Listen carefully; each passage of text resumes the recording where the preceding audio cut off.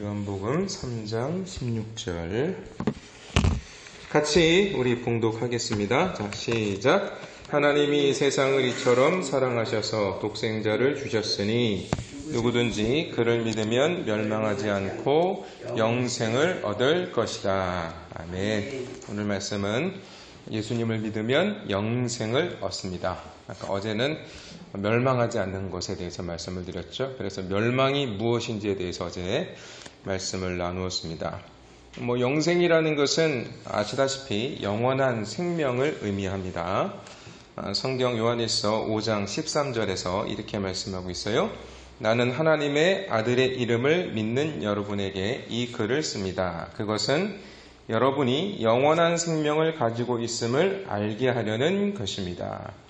지금 사도 요한이 성경을 쓰는 거죠. 신약 성경을 쓰고 있는데 그 성경을 쓰는 이유에 대해서 뭐라고 말씀하고 있냐 하면 여러분이 영원한 생명을 가지고 있음을 알게 하려는 것이다 라고 말씀하고 있습니다. 그러니까 하나님께서 우리에게 성경을 주신 이유는 무슨 이유입니까? 우리가 영생을 가지고 있다는 것을 알게 하기 위해서 하나님께서 사도들을 통해서 말씀을 쓰게 하신 것이라는 것이죠. 결국 영원한 생명을 가진 사람들은 자기가 가진 이 생명이 가진 이 생명이 있음을 무엇을 통해 확인을 받는 거죠? 성경을 통해 확인을 받는 것입니다. 말씀을 통해서 주님의 말씀으로 확인받는 것입니다. 어제도 그래서 우리가 하나님께 택함을 받고 예수 그리스도의 생명책에 기록되어 있는 자라는 것을 무엇으로 시험하라 그랬죠? 어제 말씀드렸던 거. 내 자신이 주 예수 그리스도의 십자가의 말씀에 귀를 기울이고 있는지, 그것이 바로 뭐냐 하면 내가 지금 멸망의 길을 가고 있는지 생명의 길을 가고 있는지 확인하는 기준이 된다 그랬죠. 그러니까 하나님의 사람들은 늘 하나님의 말씀 속에 빠져 있어야 됩니다. 하나님의 말씀에 귀를 기울이고 있어야 됩니다. 하나님께로 나지 않은 자들은 하나님의 말씀에 귀를 기울이지 않는다고 어제 분명히 성경에서 우리가 확인을 했었죠. 그러니까 하나님으로부터 나지 않은 자들은 하나님의 말씀을 들을 수가 없는 거예요. 귀를 기울일 수가 없는 거예요. 그러나 하나님께 택함을 받아 어린 양의 생명책에 기록되어 있는 자들은 하나님께로부터 났기 때문에 그 하나님 아버지께서 주시는 말씀에 귀를 기울일 수밖에 없다라는 것입니다. 그러니까 하나님의 말씀을 듣는 자들에게는 그 말씀을 듣는 자로 하여금 영생을 사모하게 하도록 이끌어가는 거예요. 그래서 베드로전서 2장 2절 같이 한번 읽어보겠습니다.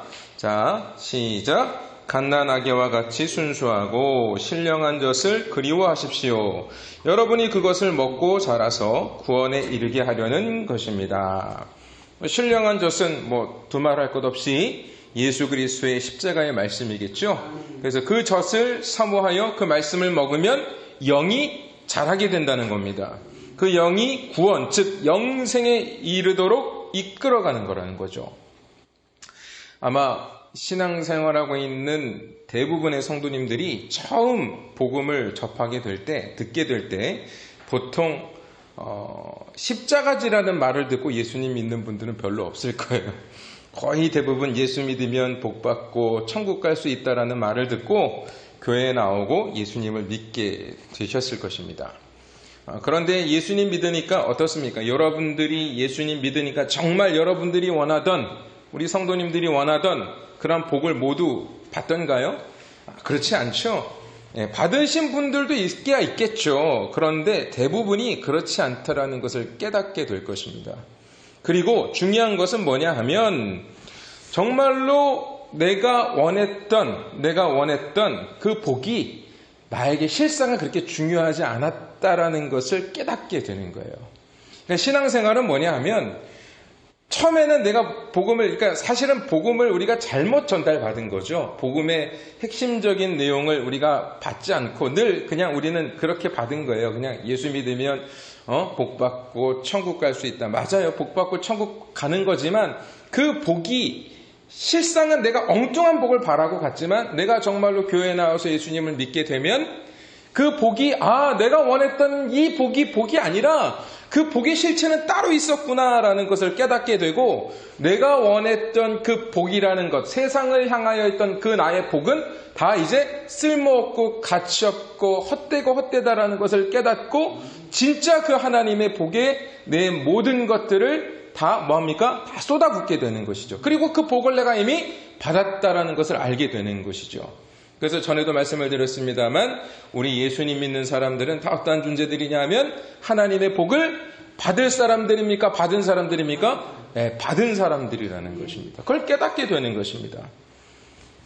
그래서 그러한 일이 어떻게 생겼습니까? 바로 하나님께서 우리에게 예수 그리스도의 십자가의 말씀을 주시고, 그 말씀을 통해 우리에게 이제 이 눈앞에 있는 것들에게 집착하지 않고 영원을 사모하는 마음을 주셨다는 거죠. 그래서 전도서 3장 11절의 말씀을 보시게 되면 같이 읽어보겠습니다. 자, 시작. 하나님은 모든 것을 그분의 때에 아름답게 만드시고 사람들의 마음속에 영원을 사모하는 마음을 주셨다. 그러나 하나님께서 하시는 일의 처음과 끝을 다 알지 못하게 하셨다. 아멘.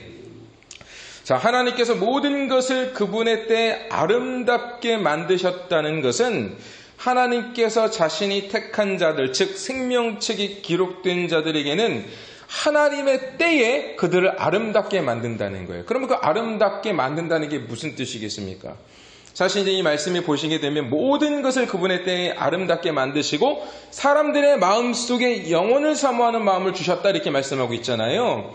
그러니까 모든 것이라는 것은 이 세상에 있는 자연의 세계를 말하는 것이고, 그분의 때에 이 세상을 아름답게 만드신다라는 것인데, 사람이 아름답게 만들어지는 때는 무엇이냐 하면 영원을 마음속에 사모하는 마음을 심어주실 때, 그것이 하나님께서 사람들을 아름답게 하시는 일이라는 거예요. 그러니까 이 땅에, 이 세상에 눈에 보이는 것들에 집착하고 살아가던 자들에게 하나님의 나라, 영원한 생명, 그 영원한 세계를 우리에게 보여주심으로 인하여서 더 이상 이 눈앞에 보이는 땅에 집착하는 존재가 아니라 하나님이 주시는 그 영원한 생명을 사모하는 존재로 우리를 만들어 주셨다는 것입니다. 그래서 이 전도서 마지막 부분에 보시게 되면 이렇게 말씀하고 있죠. 하나님께서 하시는 일의 처음과 끝을 다 알지는 못하게 하셨다. 사실 근데 이제 이 말씀은, 전도서 기자는 예수님이 오시기 전의 시대의 사람이잖아요. 전도서 기자가 보통 이제 솔로몬이라고 이야기를 하는데, 솔로몬은 사실 예수님이 오시기 전 구약의 시대를 살던 사람입니다. 그러니까 하나님이 하시는 일을 다 알지는 못하게 하셨다라고 지금 고백하고 있지 않습니까? 그런데 요한복음 15장 15절에 보시게 되면 예수님께서 이렇게 말씀하세요. 이제부터는, 같이 읽어보겠습니다. 시작. 이제부터는 내가 너희를 종이라 부르지 않겠다. 종은 주인이 무엇을 하는지 알지 못한다. 나는 너희를 친구라고 불렀다. 내가 아버지에게서 들은 모든 것을 너희에게 알려주었기 때문이다. 아멘. 자, 그럼 어떻습니까? 지금 전도서 기자가 말하고 있는 그 내용과 지금 예수님께서 하시는 내용은 뭐가 다르죠? 시종을 다 알지 못한다라고 전도서 기자는 말하고 있지만, 예수님께서는 뭐라고 말씀하고 계십니까? 모든 것을 너희에게 알려주었다라고 말씀하고 계시죠? 그러니까 무슨 차이가 있는 겁니까? 지금 구약의 시대와 신약의 시대의 차이가 뭐죠? 구약의 시대에는 모든 하나님의 것들이 비밀로 감추어져 있었던 겁니다. 그런데 신약의 시대는 이 모든 것들이 이제 다 열려진 거예요. 우리에게 계시되어진 것입니다. 그게 어떻게 가능해졌냐 하면, 전에도 말씀을 드렸습니다만, 구약의 시대 때에는 성령이 그 사람들에게 임재하기는 하셨지만 그들의 마음속에 임재하지는 않으셨던 시대였어요. 왜냐하면 예수 그리스도의 대속의 피가 그들에게는 없었기 때문입니다. 그러나 지금 어떻습니까? 신약의 시대를 살고 있는 우리는 예수 그리스도의 피가 우리를 거룩하게 하셨고, 이제 성령이 우리 안에 내주하실 수 있게 되었기 때문에, 성령은 하나님의 모든 것을 통달하시는 분이잖아요. 근데 그분이 우리 안에 계시기 때문에 이제 우리는 온전하게 하나님 앞에 믿음을 세우고 그 말씀을 붙잡기만 하면 어떻게 될까요? 하나님께서 감추어 놓으셨던 그 비밀을 우리는 이제 알 수 있는 존재가 됐다는 것입니다. 그러면서 뭐라고 얘기하신 거예요? 예수님께서 너희를 종으로 부르지 않겠다. 종은 주인이 무엇을 하는지 알지 못한다. 나는 너희를 친구라 부르겠다. 이렇게 말씀하고 있습니다. 근데 이제 이 말씀을 또 많은 분들이 오해를 하셔가지고 예수님이 친구라고, 우리를 친구 삼아 주셨네? 예수님 나의 친구네? 뭐 이제 이렇게 받아들여서 예수님을 아주 격이 없는 대상으로 우리가 생각해서 막 예수님을 정말로 내 친구 여기듯이 여기는데 잘못된 겁니다. 말씀을 제대로 이해하지 못하는 거예요. 여기서 말하는 친구라는 것은 앞에 이제 요한복음 15장의 내용에 무슨 내용이 있냐 하면 예수님께서 포도나무와 그 가지에 대한 비유를 하시거든요. 그러면서 너희가 내 안에 내가 너희 안에 너희와 나는 하나다. 그 얘기하시면서 사랑에 관하여 이야기하시는 겁니다. 그러니까 예수님께서 지금 너희를 친구라 불렀다라고 말씀하시는 건 뭐냐 하면 너와 내가 이제 하나다라는 뜻이에요. 뭐 우리가 생각하는 그런 어떤 친구로 여겨주겠다. 너 나하고 이제 격이 없는 친구야 이런 의미가 아니라 너와 나는 하나다라는 개념인 겁니다. 그러니까 이게 무슨 얘기냐 하면 예수님과 내가 하나가 되면 우리가 어떤 일이 생길까요? 예수님 안에 내가 들어갔어요. 그러면 그 하늘의 엄청난 놀라운 비밀들을 제가 알게 되었을 때에 그 하나님이 내가 함부로 대할 수 있는 분이겠습니까? 아니면 내가 더 그분을 공경하고 경외하며 그분 앞에 납작 무릎을 꿇는 자가 되겠습니까? 예. 그분의 그 경이로움에 그분 안에 들어가서 그 감추어졌던 비밀을 내가 알게 되었는데 어떻게 그분을 내가 경히 여기고 격이 없는 존재로 내가 대할 수 있겠냐고요. 그분과 하나됨으로 인하여 그분의 그 엄청난 창조주 하나님의 모습을 바라보며 우리는 더 주님 앞에 무릎을 꿇게 되는 것이고 그러한 나를 당신 속으로 끌어당겨주신 그 하나님의 은혜에 더 감사하고 감격하게 되는 것이죠. 그러니까 오늘날 우리가 자꾸 이 신앙생활 자체가 잘못되어져 가고 있는 겁니다. 예수님을 그냥 친구로 여겨가지고 뭐 예수님이랑 손잡고 룰루랄라 하고 막 예수님이랑 뭐 아이들에게 어떤 뭐 이렇게 여름 성경 같은 거 보면 무슨 애들과 예수님이 같이 뭐 딱지치기를 하고 뭐 이런 것들을 막 그려놓는데요. 그거 아닙니다, 여러분. 절대로 아닙니다, 그런 거. 그러니까 예수님을 두려워하지 않아요. 내가 죄 짓는 것에 대해서 두려워하지 않아요, 우리가. 예수님 친구니까 언제든지 너 괜찮아.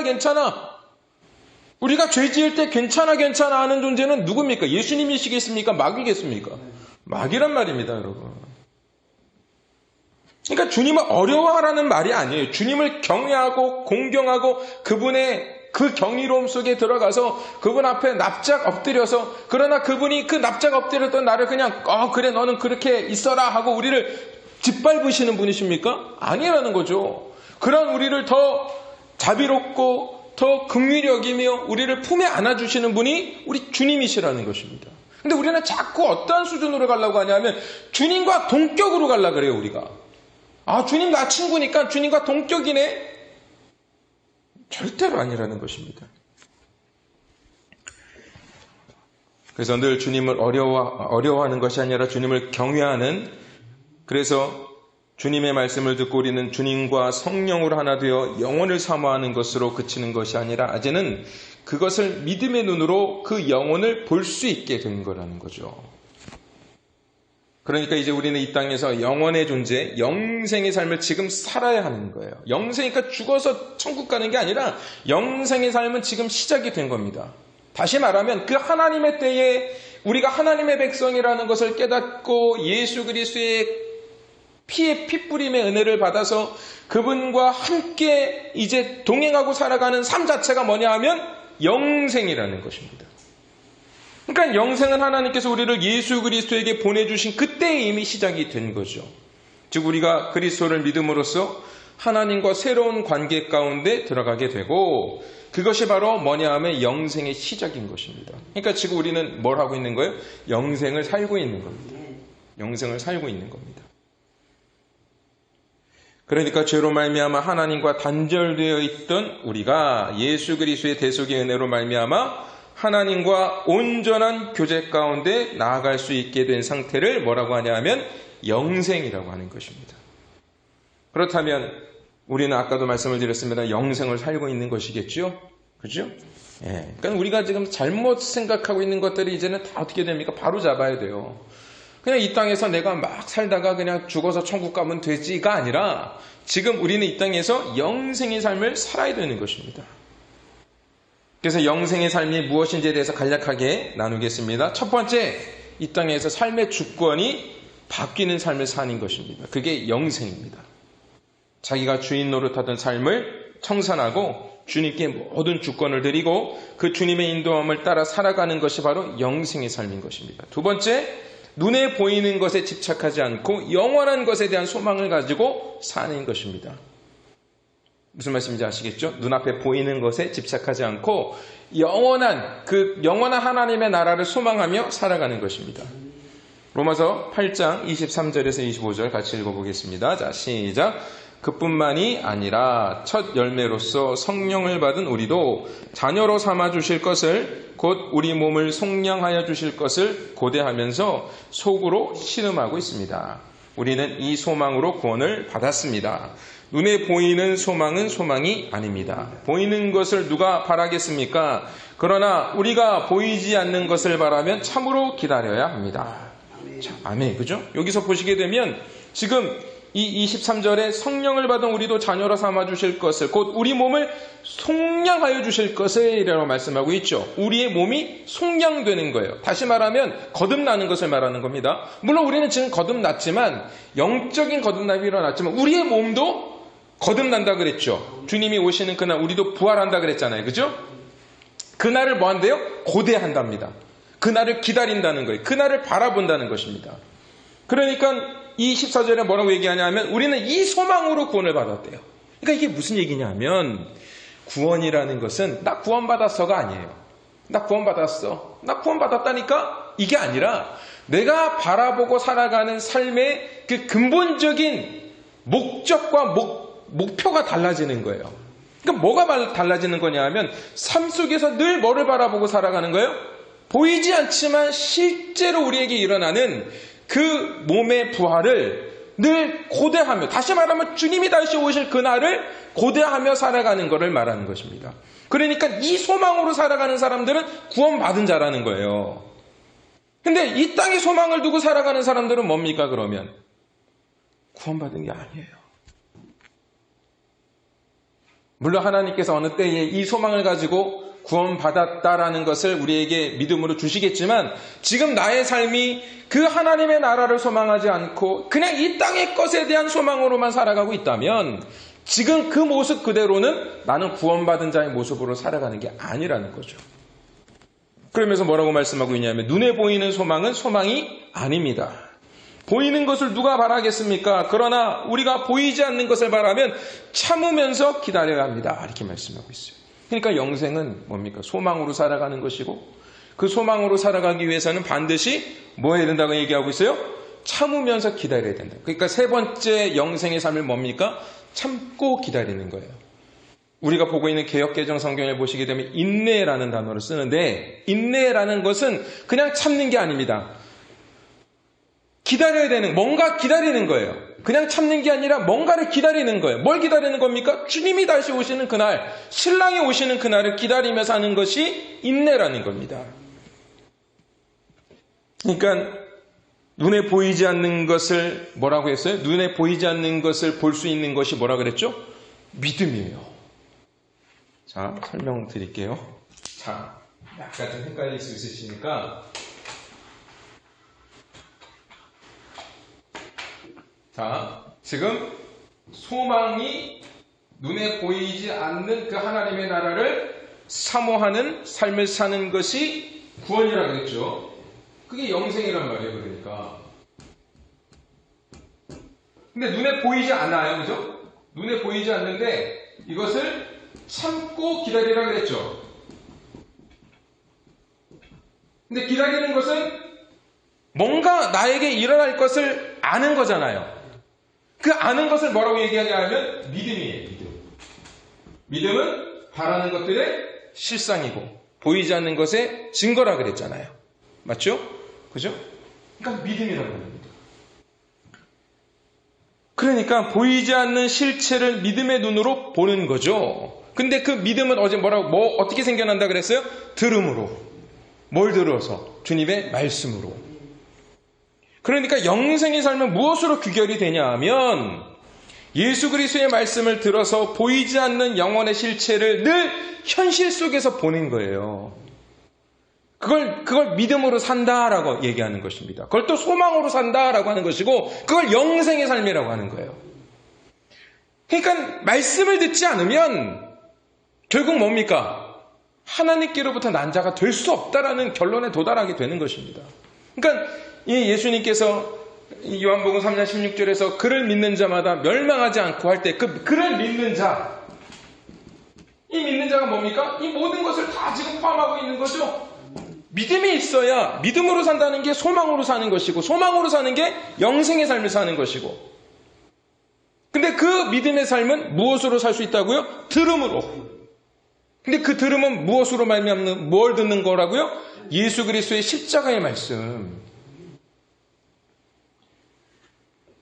그러니까 그 말씀을 듣는 자들은 절대로 멸망하지 않는다.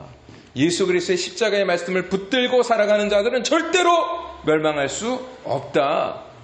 하나님께서 택하신 자들에게 주시는 그 축복은 뭐냐 하면 그 영생의 말씀을 늘 우리의 삶 속에 공급하고 계신다. 그 말씀에 붙들려 살아가는 것이 바로 뭡니까? 영생의 축복이고 영생의 삶인 것입니다.